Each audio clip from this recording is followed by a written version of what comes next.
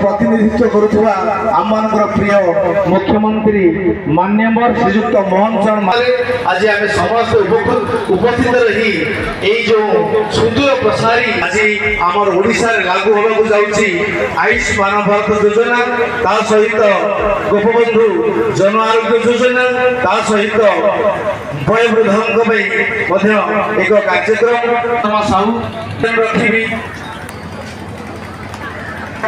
बाबुली भाई प्रकृति में आउ किसी आवश्यक न थाए आम जदि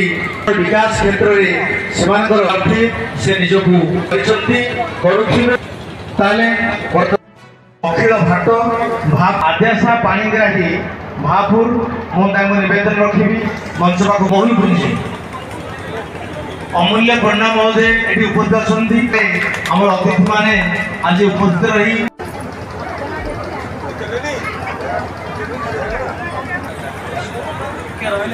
बढ़ी काटे आलोक देवरी बढ़ी काटे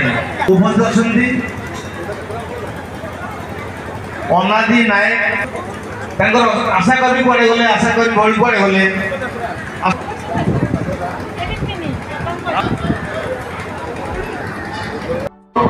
श्रीमंदिर परिचालना कर्पस फंड रे 5 कोटी टंकार व्यवस्था मंदिर 4 द्वार खोलिबा हो आमे गत 10 मास भितरे शिक्षा क्षेत्र में मध्य एक वैप्लविक परिवर्तन आनिबा पई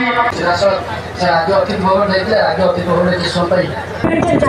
वर्तमान सूचना दौले वर्तमान मुख्यमंत्री मोहन चरण माझी वर्तमान बालीजात्रा बढ़िया अभिमुखे बाहरी जीवे जेहेतु वर्तमान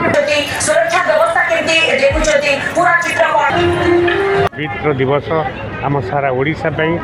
आमर केंद्र मंत्री जेपी प्रकाश नड्डा आज आमर स्वास्थ्य ओडिशा विभाग रे ओडिशा माटीर ओडिशार साधा जनसाधारण समस्त हित चिंतन करी स्वास्थ्य कार्ड आयुष्मान भारत आज लागू कले केवल आगुरी गोटे कार्ड थिला विजु जनस्वास्थ्य कार्ड से कार्ड रे गोटे लोक गोटे परिवार 5 लाख सहायता मिलूला किंतु एबे जो कार्ड आसिला गोटे लोक 5 लाख टंका एत परिवार रे जदि 5 भाई थांती 25 लाख टंका सहायता गोटे वर्ष भितर स्वास्थ्य सहायता मिल